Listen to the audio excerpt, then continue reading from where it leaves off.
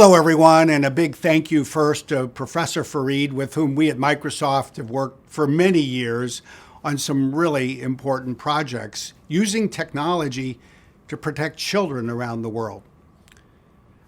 The first thing I want to say to all of you who are graduating today is the obvious. Congratulations. This is a happy day. It's a big moment in your lives. You've worked hard to get here. And even though I'm sure it's not the way any of you imagined your graduation would look like, none of that should take away from the enthusiasm that I hope all of you feel.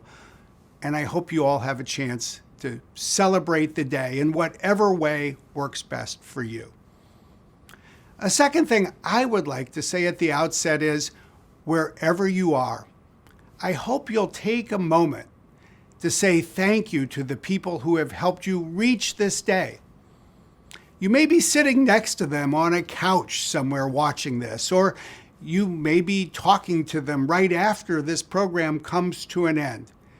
One of the amazing things about the kind of program that each of you have made it through is that it's not the type of thing that anyone ever truly does alone. You always rely on other people. Maybe it was a parent or parents or a spouse or a sibling or friends or fellow students or professors who so often are that helping hand that gets you through difficult times. Let them know today that you appreciate what they've done. And then I want to spend a few minutes stepping back and just sharing a few thoughts briefly on what I hope you might take away from the experience that you've had. For better and for worse, for now and for all time, all of you will be remembered as the class that went to graduate school in a pandemic.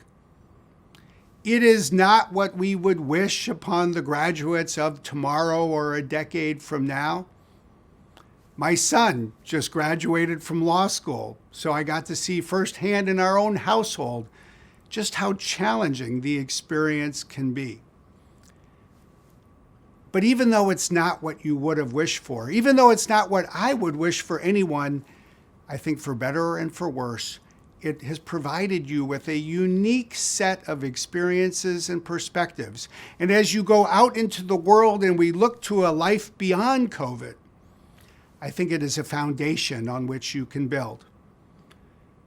The first thing that it has provided is a deep sense of resilience. You've had to do this in a way that few students, that few generations of students have ever had to before.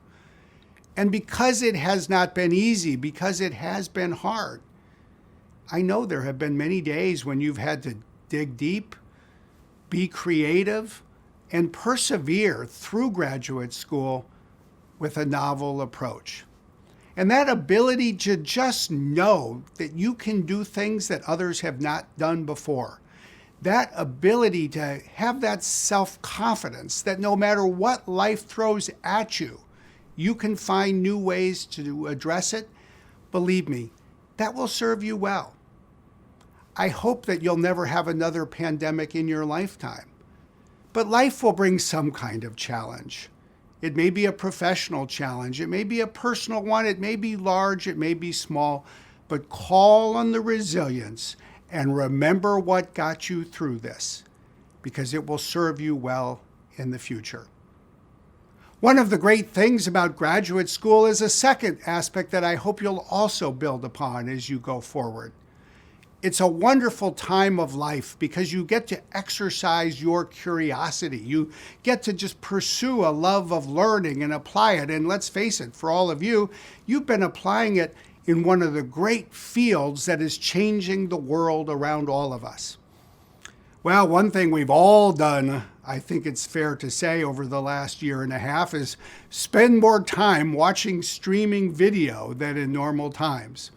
And I have to admit, even though I'm on the board of Netflix, one of my favorite lessons of the last year came from watching a different series. It was the Ted Lasso series on Apple TV. There comes a moment when the main character, Ted Lasso, quotes Walt Whitman.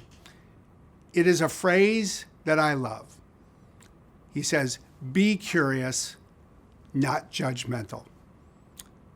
I think that has such powerful words of wisdom for all of us. And as you go out and do whatever it is, it could be a career in academia, it could be in a tech company, it could be in a startup, it could be in government, it could be with a nonprofit. There will be days when I hope you'll remember that phrase, because you'll suddenly be engaged in a conversation with people. It may even involve an important issue of the day, and you may find people rushing to judgment. Well, ultimately in life, we do need to make judgments. But the thing I love about that phrase is that the judgments we reach will always be better if we start not by reaching conclusions, but by being curious. And curiosity is exercised by asking questions, not making statements. It's at its best for each of us when we're listening and not just talking. And just as you've had to be curious to learn and master the subjects before you in graduate school, there's just this fantastic opportunity, I think, for you to call on that capability and exercise it every day. And then there's one last thought I would leave with you. You're leaving one of the great universities in the world. You're pursuing a path that many others before you have pursued when they've left Berkeley. And like them, you have the opportunity to take what you have learned and have an impact that is as broad as your imagination can reach. One of the great things about the path that you all have been pursuing, the subjects that you've been studying, is that they connect with every issue in the world today. When I think of the issues I've been dealing with just at Microsoft today, I just came from a meeting talking about how we provide assistance and relief to people in India suffering from the strain on a hospital system amidst COVID-19.